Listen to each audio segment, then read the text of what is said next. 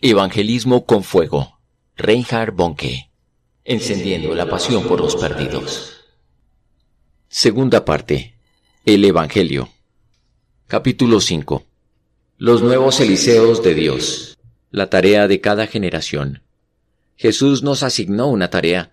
Ese encargo no es algo que proviene del pasado. Jesús mismo, de pie ante nosotros, nos está diciendo: «Id, he aquí yo estoy con vosotros».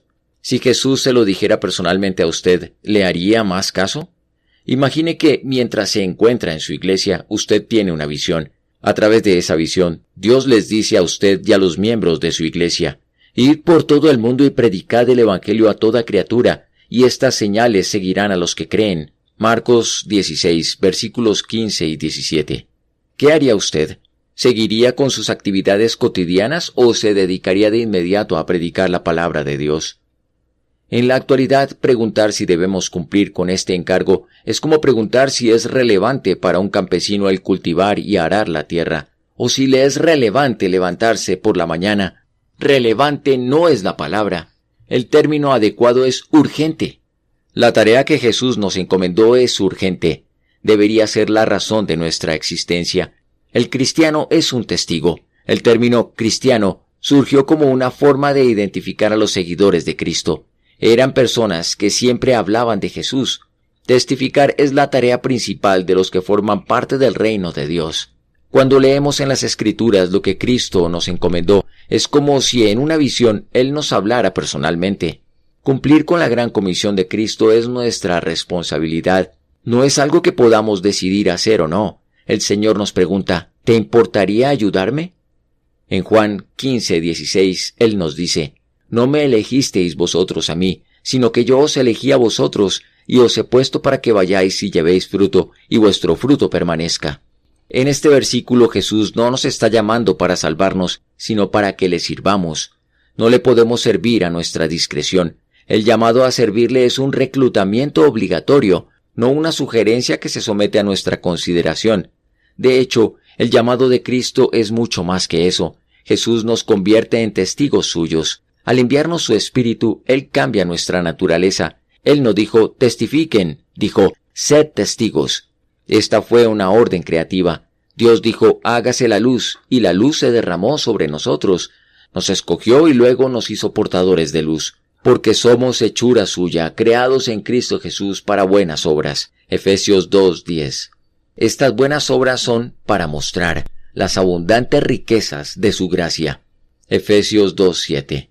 No mostrar al mundo las riquezas de su gracia no coincide con nuestra nueva naturaleza en Cristo. Lo que el Espíritu Santo ha plantado en nosotros es el espíritu de testimonio. Pero podemos ser perezosos y negligentes y permitir que la luz dentro de nosotros se vaya apagando. Recordemos que las ramas sin frutos son cortadas. Ahora bien, tenemos una garantía maravillosa. Cuando salimos a predicar por obediencia a Él, Él va con nosotros.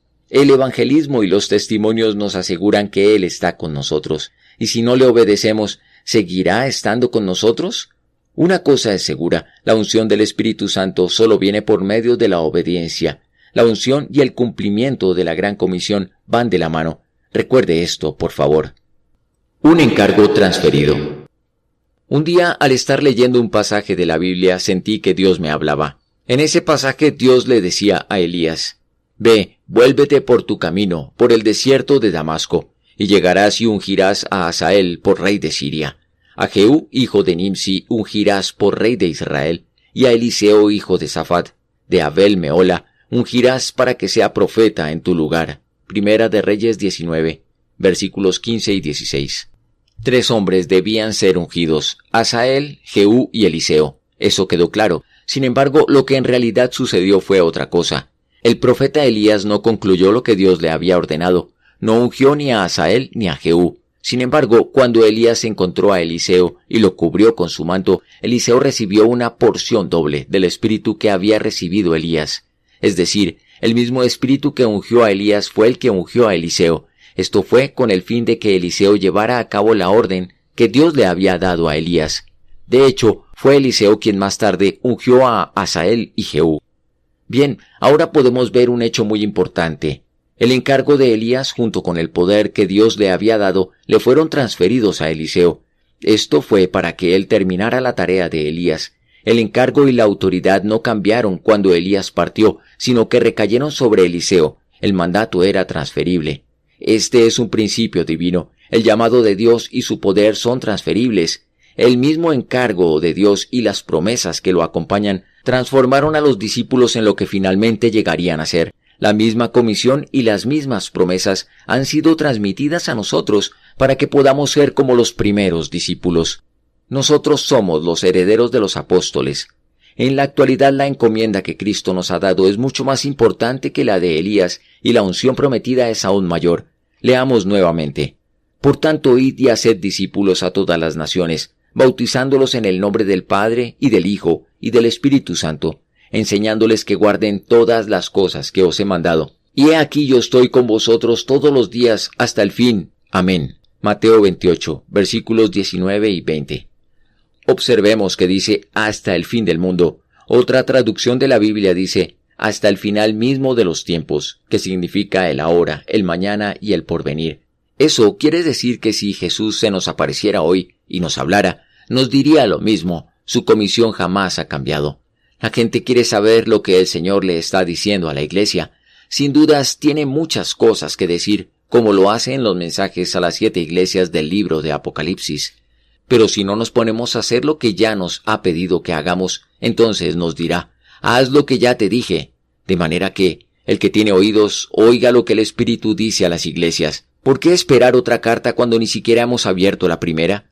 Mientras no hayamos cumplido las órdenes que se nos dieron, Jesús no tiene nada más que decirnos. Muchos están esperando a que Dios les hable, pero solamente si les dice lo que ellos quieren que diga. Esperan y esperan a que Dios les dé una nueva directriz. Pero ¿cómo saben que Él quiere que hagan otra cosa? ¿Cómo saben que recibirán una nueva gran revelación o instrucciones radicales? La palabra que he recibido de Dios me dice que Él quiere que continuemos con la comisión que ya nos dio. Quiere una iglesia que testifique y evangelice. Permítame decirlo bien claro. Hasta que se cumpla esta orden, todo lo demás es irrelevante. Yo creo que deberíamos tener una actitud humilde. También deberíamos orar para que el Espíritu que llenó a los hombres y mujeres de la antigüedad descanse sobre nosotros. No habría iglesias si no fuera por el poder que ellos recibieron en el avivamiento. Muchos de ellos fueron verdaderos Elías.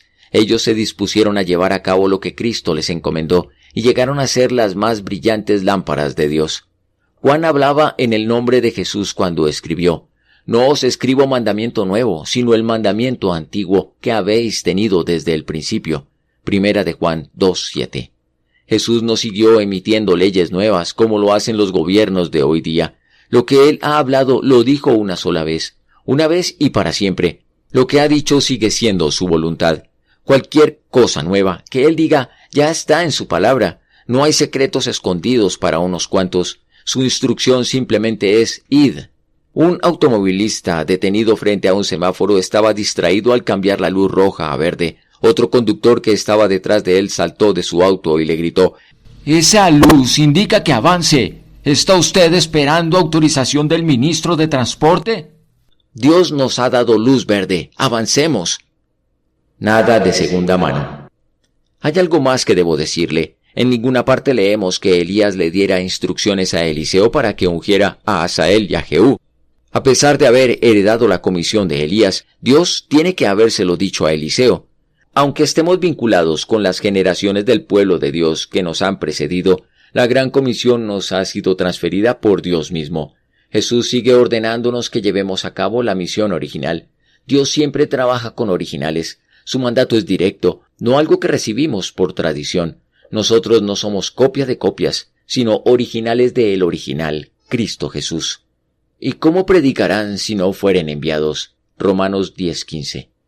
El Espíritu dice lo mismo. Él nos dirige. El Espíritu Santo es el Espíritu de testimonio. Su propósito es dar testimonio. Nuestra misión está vinculada al Espíritu Santo. Cuando Cristo nos bautiza en el Espíritu, pone en nuestras manos la tarea de llevar el Evangelio a todo el mundo. Todo proviene del Maestro, no de una manera general, sino en forma individual. Solo Jesús es el que bautiza, y nosotros le agradamos cuando nos ocupamos en la tarea que nos manda hacer. Bautizar a multitudes en agua es una tarea agotadora, yo lo sé. Sin embargo, Cristo nos bautiza individualmente en el Espíritu Santo. No busquemos en los hombres el poder. Cada uno puede recibir directamente del Señor su propio bautismo en el Espíritu Santo. No somos llamados por voluntad de los hombres, sino por voluntad de Dios. Pablo comienza 7 de sus epístolas haciendo énfasis en esto. Junto con el llamado viene el poder, la capacitación. Yo puedo poner mis manos sobre hombres y mujeres y puedo orar en mi corazón para que Dios los bendiga y los use. Podemos, tal como lo hicieron los apóstoles, imponer las manos a mucha gente a fin de que reciban el bautismo del Espíritu Santo, pero solo Jesús bautiza. Jesús dijo, «Yo os elegí a vosotros». Juan 15:16. Si la unción que se llevó a cabo en el día de Pentecostés tuviera que ser transferida de persona a persona, o si solo pudiera ser delegada por los primeros apóstoles, hace ya mucho tiempo que la Iglesia hubiera sido una de las causas perdidas de la historia. Podemos recibir aceite fresco del Señor. Las vírgenes prudentes no compartieron su aceite. Mateo 25, versículos 8 y 9. Cada uno de nosotros debe recibir su propio aceite directamente de Jesús. Un solo paquete. Hoy en día, la encomienda de Cristo a sus discípulos nos es transferida en forma personal. Se nos entrega cuando somos ungidos por el Espíritu Santo. El mandamiento y el poder son un conjunto. Jesús les dijo a sus discípulos que esperaran en Jerusalén hasta que fueran investidos del poder. Quería que pudieran ser testigos en todo el mundo. Si separamos la gran comisión del poder que se nos da para llevarla a cabo, tendríamos un poder sin propósito o un propósito sin poder. Las herramientas del poder llegan con la tarea. Salga con las manos vacías y su progreso será muy poco. Identificado con los apóstoles. Llegamos ahora al meollo de este estudio. Comencé por explicar cómo Elías había ungido a Eliseo. La misma unción vino sobre Juan el Bautista.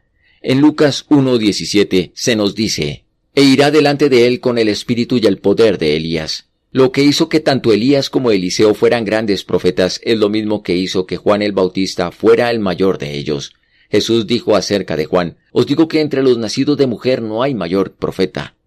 Ahí no terminó el asunto. El mismo espíritu que estuvo sobre Elías también obró sobre los apóstoles. Y tampoco allí terminó todo. El espíritu descansó sobre los mártires y los confesores, así como sobre aquellos que le siguieron. ¿Ha desaparecido en la actualidad? No, la verdad es que el espíritu que hizo uno con Elías a esos mártires y confesores, también a nosotros nos hace uno con todos ellos. El espíritu de Elías y Eliseo, de Juan, de los apóstoles y de la iglesia primitiva jamás desapareció. Siempre ha estado entre los hombres generación tras generación. Ese mismo espíritu es nuestra herencia. Nacimos para pertenecer a su compañía. Nosotros estamos en el equipo de avivamiento de Dios, junto con Whitefield, Wesley, Finney y Evans, Wigglesworth, Price y Jeffrey. Compartimos el escenario con los ungidos de Dios. Nosotros, sí, nosotros, venimos en el Espíritu Santo, el espíritu de poder de Elías. Lo que perteneció a los grandes hombres de Dios es nuestro, y lo que es nuestro le perteneció a ellos. El Espíritu Santo es el espíritu de los profetas, derramado hoy sobre toda carne. Es como si todos estos creyentes fueran los Elías, y nosotros los Eliseos. Lo que ellos hicieron, también nosotros lo haremos. Jesús dijo, «Otros labraron y vosotros habéis entrado en sus labores». Juan 4:38. Nos identificamos con todos ellos. Ellos nos trajeron directamente del aposento alto en Jerusalén la llama del Pentecostés, y ahora nosotros la llevamos más adelante. Lo que los inspiró a ellos nos inspira a nosotros. El mismo Evangelio, el mismo libro, el mismo amor, el mismo Cristo del Calvario y el mismo Espíritu Santo. Los hombres de los avivamientos históricos han partido. Todos se han ido, excepto la figura principal, Cristo Jesús. Aquel quien se encontró con Saulo camino a Damasco y con Pedro en Galilea, está aquí. Él está con nosotros. Él todavía está bautizando con el Espíritu Santo. Junto con esta unción a menudo vienen las persecuciones. La comisión, la unción y la oposición van juntas. Como siempre, los seguidores de Jesús serán difamados, y los sabios de este mundo se burlarán de ellos. Considerarán que usted, si es creyente, está alejado de la realidad, y aún más si no lo sigue en su incredulidad y en su ciencia del racionalismo bíblico. Los que exponen este racionalismo comienzan con un credo no milagroso, y luego toman las tijeras para recortar las escrituras a su antojo. Si compartimos la obra de Cristo, también compartiremos sus sufrimientos. Si sufrimos, también reinaremos con Él. Segunda de Timoteo 2:12.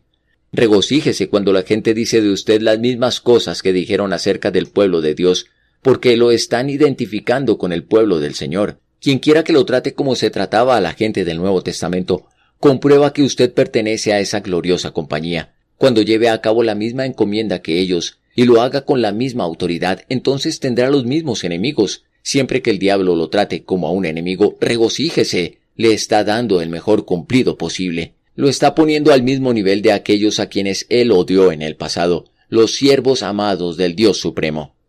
La profecía de David Livingstone. En 1986, en la ciudad de Blantyre, Malawi, en África Oriental, tuvimos una de nuestras cruzadas evangélicas más grandes. Hubo hasta 150,000 personas por reunión. Blantyre se llama así, en honor al pueblo de Escocia, en donde nació el gran misionero David Livingstone. Este hombre fundó una misión cristiana en la zona, y luego una ciudad, con que sus 300,000 habitantes es, en la actualidad, la más grande de Malawi. Permítame citar el diario de David Livingstone. Abro comillas. Somos como voces que claman en el desierto. Preparamos el camino para un glorioso porvenir.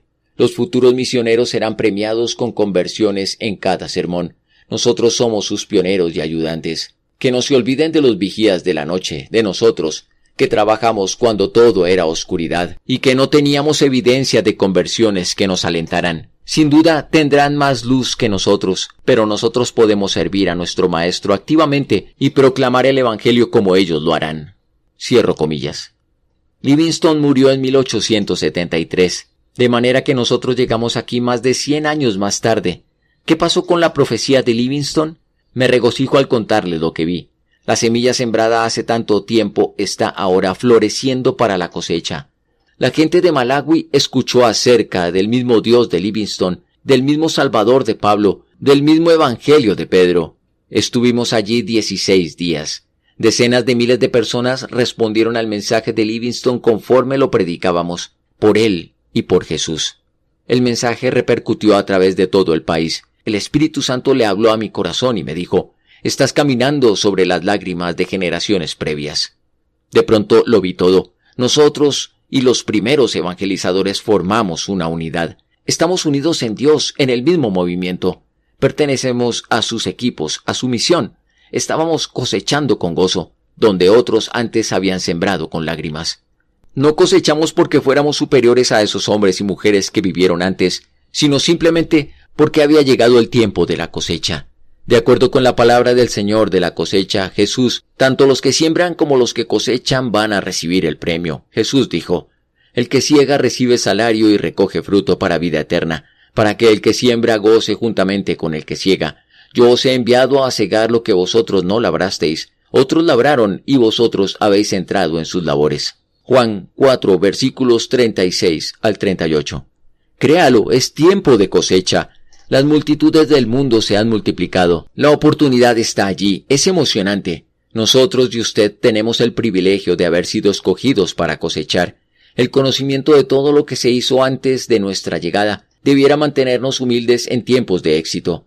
Cristo confía en que no defraudaremos a los que sembraron. Se lo debemos a ellos. Por lo tanto, metamos la hoz, o mejor aún, usemos una cosechadora. Los Elías, los Pablos, los justos mártires, los Livingstone, todos confiaron en nosotros. Esperaban que aprovecháramos su trabajo. No podemos enorgullecernos, solo considerarnos privilegiados. Un encuentro notable. En 1961, a la edad de 21 años, finalicé mis estudios en la Escuela Bíblica de Gran Bretaña. Ya podía regresar a mi casa en el norte de Alemania. Al hacer escala en Londres me enteré de que mi tren no partiría hasta la noche, de modo que tuve tiempo para turistear un poco. Caminé sin rumbo fijo, deambulando al sur del río Támesis hasta las placenteras avenidas de Clapham. Entonces, en una esquina, vi un nombre escrito en una placa. Decía: George Jeffreys. Acababa de leer un libro del evangelista y no podía creer que la casualidad me había llevado hasta la misma casa en donde él vivía. George Jeffreys surgió de un avivamiento en Gales y junto con su hermano Esteban y otros miembros de la familia Jeffreys habían predicado el mensaje pentecostal en Gran Bretaña. Su obra sacudió ciudades y hubo miles de testimonios sobre milagros.